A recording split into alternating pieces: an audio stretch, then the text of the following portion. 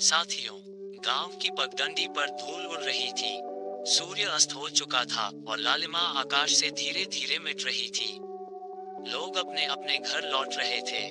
बैलों की घंटियों की मधुर टनटनाहट, खेतों से लौटते किसानों की बातचीत और बच्चों की किलकारियां वातावरण को जीवंत बना रही थी। पर इन सब के बीच सात्यांश का मन बिल्कुल शांत नहीं था। उसके भीतर जैसे कोई अदृश्य आंधी चल रही थी। वह चौपाल पर अकेला बैठा था। हाथ में लकड़ी की छड़ी थी, जिसे वह बार बार जमीन पर मार रहा था। उसके चेहरे पर थकान थी, लेकिन ये थकान केवल शरीर की नहीं थी। ये थकान मन की थी। उसका मित्र राघव वहां से गुजरा। अरे सात्यांश, यहाँ अकेले क्यों बैठे हो? सात्यांश ने हल्की सी मुस्कान दी, पर वह मुस्कान अधूरी थी। बस यूं भी। जरा मन भारी लग रहा था। राघव ने हंसते हुए कहा, मन भारी? अरे भाई, खेत अच्छा फला है, घर में सब ठीक है। फिर भारीपन किस बात का? तुम बेकार की बातें सोचते हो। सात्यांश ने सिर झुका लिया। राघव, पता नहीं क्यों भीतर हमेशा एक खालीपन रहता है। जैसे कुछ है जो मिल नहीं रहा। रात को नींद नहीं आती, दिन में मन नहीं लगता। सब कुछ होते हुए भी लगता है कुछ कमी है। राघव ने उसकी बात पर ध्यान नहीं दिया। वह हंसते हंसते चला गया। पर सात्यांश वही बैठा रहा। उसे लगा जैसे उसका दर्द कोई समझ ही नहीं सकता। रात गहरा चुकी थी। घर के सब लोग सो चुके थे। सात्यांश आंगन में लेटा था, पर उसकी आंखों में नींद नहीं थी। चांदनी पेड़ों की पत्तियों से छन कर आ रही थी। वह आकाश की ओर देख रहा था। क्यों नहीं मिलता मुझे सुकून? उसने खुद से पूछा, क्या कमी है मेरे जीवन में? क्या यही जीवन है? सुबह काम, दिन भर मेहनत, रात को थकाकर सोना और फिर वही चक्र दोहराना। ये सब करते करते मन भीतर से सूखता जा रहा है। उसके मन में प्रश्नों का सैलाब उमड़ रहा था। नींद तो जैसे कोसों दूर थी। कभी कभी हमें लगता है कि सब कुछ होने के बावजूद हम अधूरे हैं। यह अधूरापन एक संकेत है कि हमें जीवन की गहराई में उतरना है। यदि आपका मन बेचैन है, तो घबराए मत, यही बेचैनी आपको बदलाव की ओर ले जाएगी। अगली सुबह सात्यांश नदी किनारे टहल रहा था। पानी की कलकल ध्वनि उसके कानों में गूंज रही थी। तभी उसने देखा एक वृद्ध साधु सफेद वस्त्रों में, शांत चेहरे के साथ नदी किनारे बैठे थे। उनके हाथ में माला थी और आंखें बंद थीं। सात्यांश कुछ देर तक उन्हें देखता रहा।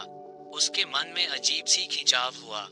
वह धीरे धीरे उनके पास गया। साधु ने आंखें खोली और मुस्कुराए। आओ बेटा, बैठो। सात्यांश चौंका। आपने मुझे बुलाया? नहीं बेटा, साधु मुस्कुराए। तुम्हारे मन ने तुम्हें यहाँ खींचा है। तुम्हारा चेहरा कह रहा है कि तुम बहुत बोझिल हो। बताओ, क्या परेशानी है?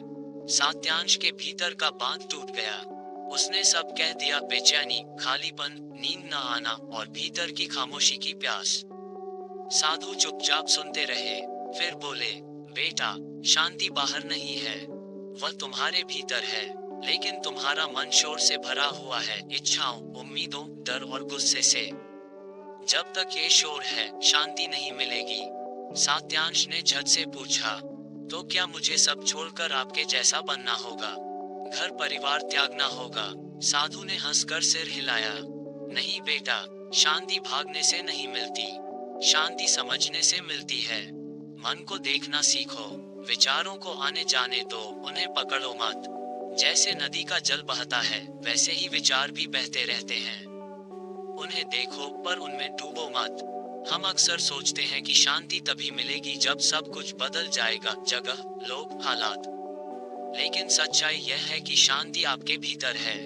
आपको अपने ही विचारों का साक्षी बनना है। साधु ने उसे ध्यान करना सिखाया। आंखें बंद करो, गहरी सांस लो और छोड़ो। विचार आएंगे, उन्हें रोको मत, बस देखो। सात्यांश ने आंखें बंद की। कुछ ही क्षणों में उसके भीतर विचारों का तूफान उठ खड़ा हुआ। खेतों की चिंता, परिवार की बातें, भविष्य की अनिश्चितता। वह अचानक आंखें खोल बैठा। ये तो असंभव है महाराज। विचार रुकते ही नहीं। साधु ने मुस्कुराकर कहा, किसने कहा कि उन्हें रोकना है? उन्हें बस देखना है। जैसे बादल आते जाते हैं, वैसे ही विचार भी आते जाते हैं। अभ्यास करते रहो। धैर्य रखो, शांति धीरे धीरे प्रकट होगी। सात्यांश ने फिर से कोशिश की। इस बार उसने विचारों को रोकने की बजाय देखने का प्रयास किया, और पहली बार उसे महसूस हुआ कि कुछ पल ऐसे भी हैं जब विचार धीरे पड़ जाते हैं, और उस क्षण एक अजीब सी हल्की शांति भीतर उतरती है। हर शुरुआत कठिन लगती है, लेकिन याद रखो, अभ्यास ही सफलता की कुंजी है। यदि आप हर दिन कुछ पल अपने लिए निकालेंगे, तो शांति धीरे धीरे आपकी आदत बन जाएगी। शाम होने तक सात्यांश का चेहरा पहले से बदला हुआ लग रहा था। घर लौटते हुए वह सोच रहा था, क्या सचमुच शांति मेरे भीतर ही है? अगर है, तो मुझे इसे ढूंढना होगा, चाहे कितनी भी कठिनाई क्यों न आए। उस रात जब वह सोने गया, तो पहली बार उसे लगा कि नींद उसके करीब है। उसके चेहरे पर हल्की सी मुस्कान थी। शांति पाने की यात्रा हमेशा एक छोटे कदम से शुरू होती है। अगर आप आज ही ठान लें कि अपने मन को समझना है, तो धीरे धीरे जीवन बदलने लगेगा। याद रखिए, मन की शांति ही जीवन की सबसे बड़ी संपत्ति है। सुबह का समय था। गांव पर सुनहरी धूप उतर रही थी। पक्षियों का मधुर कलरव वातावरण को और भी सुंदर बना रहा था। सात्यांश ने निश्चय किया कि वह आज से प्रतिदिन नदी किनारे साधु के पास जाएगा और ध्यान सीखेगा। सात्यांश प्रतिदिन सुबह जल्दी उठकर नदी किनारे पहुंचने लगा। साधु उसे बैठाते और कहते, गहरी सांस लो बेटा, हर सांस को महसूस करो। जब सांस भीतर जाए तो अनुभव करो, और जब बाहर निकले तो भी उसे अनुभव करो। यही तुम्हारा पहला गुरु है, तुम्हारी अपनी सांस। धीरे धीरे सात्यांश का मन थोड़े थोड़े पल शांत होने लगा, लेकिन ये यात्रा आसान नहीं थी। कभी उसके भीतर गुस्से के विचार आते, कभी भविष्य की चिंता, कभी परिवार के शब्द। एक दिन वह परेशान होकर बोला, महाराज, मेरा मन तो बिल्कुल पागल घोड़े जैसा है, मैं इसे संभाल ही नहीं पा रहा। साधु मुस्कुराए और बोले, मन को पागल घोड़े जैसा समझना सही है, पर याद रखो, घोड़े को मारकर वश में नहीं किया जाता, बल्कि प्रेम और धैर्य से उसे साधा जाता है। वैसे ही मन को भी धीरे धीरे धैर्यपूर्वक साधना होता है। जितनी बार आप हार मानने लगते हैं, उतनी ही बार याद रखिए, प्रगति धीमी हो सकती है, पर हर छोटा कदम मंजिल की ओर है। अपने मन को धैर्य से साधो, परिणाम जरूर मिलेगा। सात्यांश के घर में भी बातें होने लगी। उसकी माँ बोली, सात्यांश, तुम रोज रोज उस साधु के पास जाते हो, जिम्मेदारियों का क्या होगा? खेत बाड़ी कौन देखेगा? सात्यांश ने शांति से उत्तर दिया, माँ, मैं अपनी जिम्मेदारियां नहीं छोड़ रहा, मैं सिर्फ मन की शांति ढूंढ रहा हूँ। अगर मन शांत होगा, तो मैं अपने काम और बेहतर कर पाऊंगा। उसके पिता ने भी जोड़ा, बेटा, जीवन केवल ध्यान और शांति नहीं है, पेट पालना भी जरूरी है। सात्यांश ने नम्रता से कहा, पिताजी, मैं जानता हूँ, लेकिन अगर भीतर शांति नहीं होगी, तो बाहर का कोई काम टिकेगा नहीं। जैसे बिना पानी के खेत सूख जाते हैं, वैसे ही बिना शांति के जीवन बंजर हो जाता है। ये याद रखो, जिम्मेदारियों और शांति में विरोध नहीं है। यदि आपका मन शांत है, तो आप हर जिम्मेदारी को और अधिक प्रेम और लगन से निभा पाएंगे। गांव के कुछ लोग सात्यांश को चिढ़ाने लगे, देखो देखो, यह नया संत बन रहा है, अभी से ध्यान में बैठने लगा है। कुछ लोग हंसते, कुछ उसे आलसी कहते। पहले पहल सात्यांश को बुरा लगा, उसका मन डगमगाया, लेकिन साधु ने कहा, लोगों की हंसी से मत घबराओ। जब तुम अपने भीतर की यात्रा शुरू करते हो, तो लोग तुम्हें रोकने की कोशिश करेंगे। यह उनकी आदत है। अगर तुम रुक गए, तो उनकी जीत होगी। अगर तुम चलते रहे, तो एक दिन वही लोग तुम्हारे पीछे चलेंगे। जीवन में जब आप कुछ अलग और अच्छा करना चाहते हैं, तो आलोचना और मजाक आपका रास्ता रोकने आएंगे। लेकिन याद रखिए, लोगों की हंसी अस्थायी है, आपकी मेहनत और संकल्प स्थायी है। एक दिन साधु ने सात्यांश से कहा, आज तुम बस बैठो और अपने हृदय पर ध्यान दो। कोई मंत्र नहीं, कोई शब्द नहीं, बस अपने भीतर की धड़कन सुनो। सात्यांश ने आंखें बंद की। पहले तो वही विचारों का तूफान उठा, लेकिन अचानक कुछ क्षणों के लिए सब शांत हो गया। न कोई विचार, न कोई डर, न कोई अपेक्षा, बस एक गहरी खामोशी, जैसे समय थम गया हो। उस क्षण सात्यांश की आंखों से आंसू बहने लगे। उसने भीतर से महसूस किया, यही है, यही तो मैं खोज रहा था। ये वही शांति है जो हमेशा मेरे भीतर थी। साधु मुस्कुराए। हाँ बेटा, यही है तुम्हारा असली स्वरूप, शांत, निर्मल और गहरा। यही तुम्हारी असली पहचान है। याद रखो, ये शांति कहीं बाहर नहीं, हमेशा तुम्हारे भीतर है। सच्चा सुख बाहरी वस्तुओं से नहीं मिलता, वह आपके भीतर है। जितनी जल्दी आप इसे समझ लेंगे, उतना जल्दी जीवन बदलने लगेगा। उस शाम जब सत्यांश घर लौटा, तो उसका चेहरा बदल चुका था। पहली बार गांव वाले उसकी आंखों में चमक देख रहे थे। वह खुद से बोला, अब चाहे कितनी भी मुश्किलें आए, मैं अपने मन की शांति को खोने नहीं दूंगा। मैं हर हाल में इसे साधूंगा। यही मेरी सबसे बड़ी संपत्ति है। अगर आप जीवन में शांति और संतुलन चाहते हैं, तो ये तय कर लीजिए कि चाहे हालात कैसे भी हों, आप अपनी शांति की खोज को कभी नहीं छोड़ेंगे। क्योंकि मन की शांति ही सफलता, सुख और प्रेम की नींव है। कुछ सप्ताह बीत चुके थे। सत्यांश अब हर सुबह नदी किनारे बैठकर ध्यान करता। पहले जहां उसका मन अशांत रहता था, अब धीरे धीरे उसे क्षण भर की शांति मिलने लगी। लेकिन मन तो बड़ा चंचल है। जैसे ही वह सोचता कि अब नियंत्रण पा लिया है, कोई न कोई नई बेचैनी उसे घेर लेती। एक दिन ध्यान करते करते अचानक उसे बचपन की बातें याद आ गईं। उसका पिता अक्सर उससे कहते थे, बेटा, अगर जीवन में सफल होना है तो मेहनत करनी होगी। ये वाक्य उसके मन में गूंजने लगा और ध्यान टूट गया। सत्यांश फिर परेशान होकर आचार्य प्रबुद्ध के पास पहुंचा। उसने कहा, गुरुदेव, जब भी मैं ध्यान में बैठता हूँ, पुरानी बातें, यादें और डर मुझे घेर लेते हैं। मैं सोचता हूँ कि मैं कभी शांति नहीं पा सकूंगा। आचार्य ने धीरे से कहा, बेटा, मन एक तालाब की तरह है।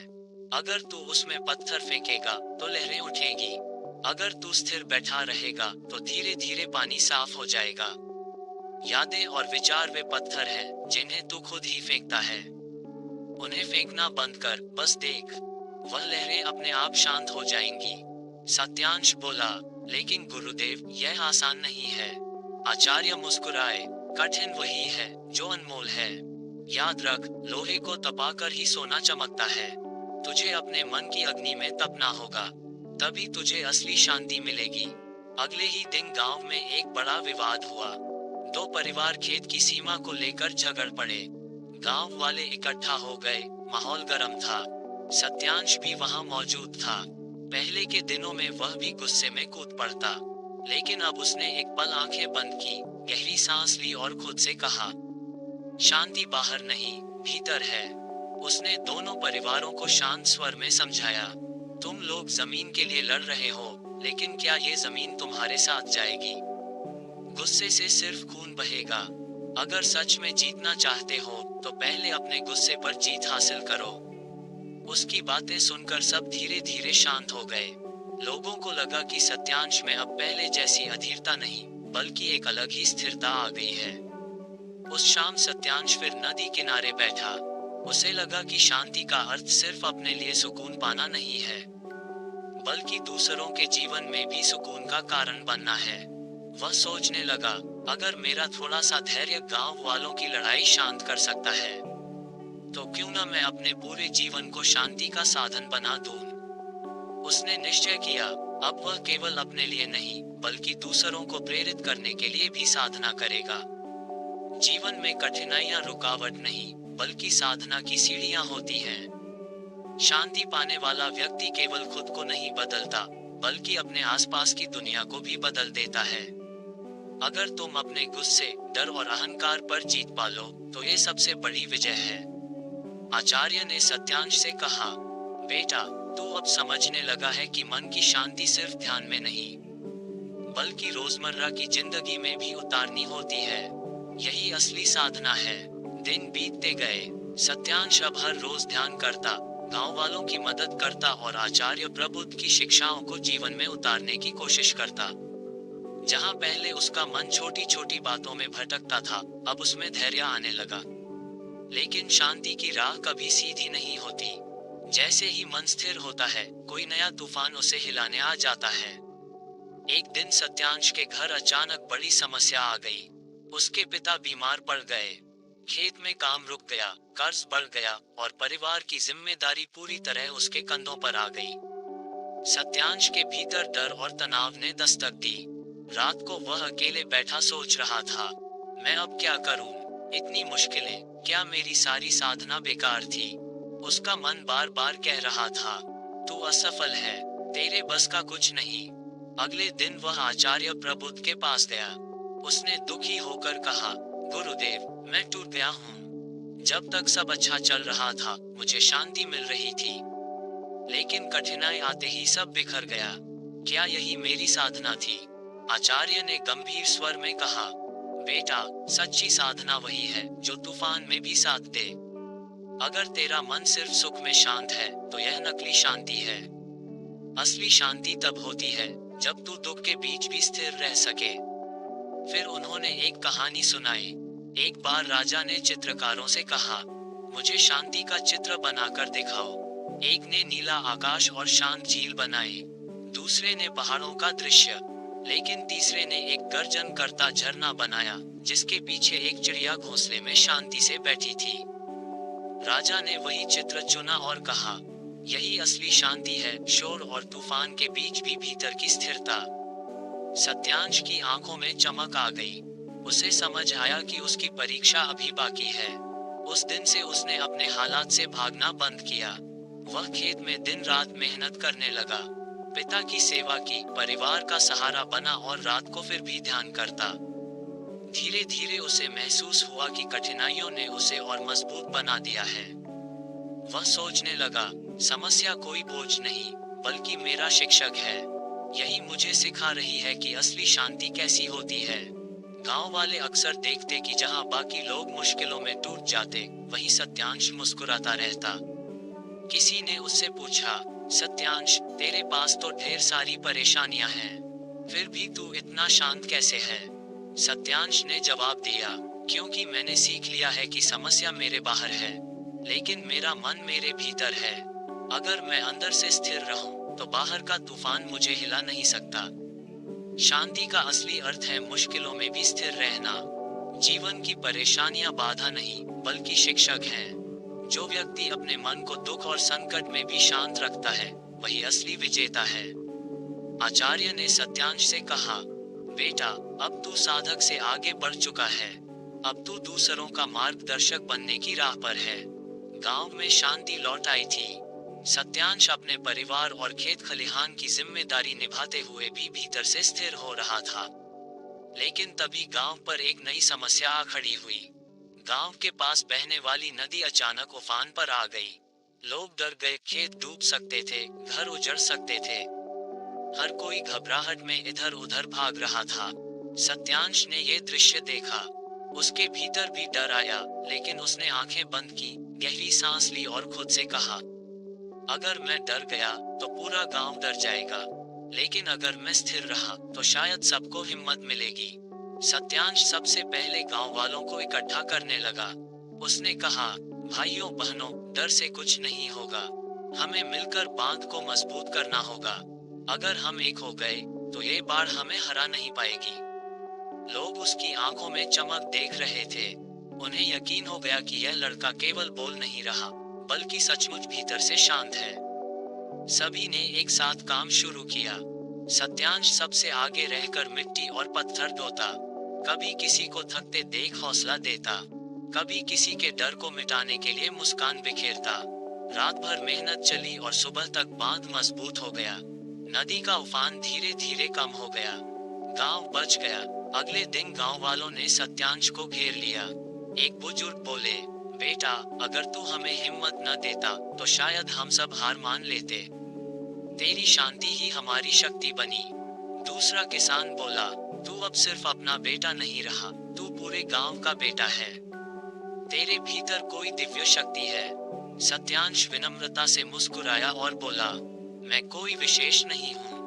मैंने सिर्फ वही किया जो हर इंसान कर सकता है। अगर हम अपने मन को शांत कर लें, तो बाहर के सबसे बड़े तूफान को भी जीत सकते हैं। आचार्य प्रबुद्ध को जब ये घटना पता चली, तो वे सत्यांश के पास आए। उन्होंने कहा, बेटा, अब तू साधक से आगे बढ़ चुका है। अब तू वह दीपक बन गया है जो दूसरों का अंधेरा दूर करता है। याद रख, मन की शांति केवल अपने लिए नहीं बल्कि पूरे संसार के लिए है। सत्यांश ने उनके चरणों में प्रणाम किया और कहा, गुरुदेव, अगर सचमुच मेरी साधना का कोई अर्थ है तो मैं चाहता हूँ कि इसका लाभ हर किसी को मिले।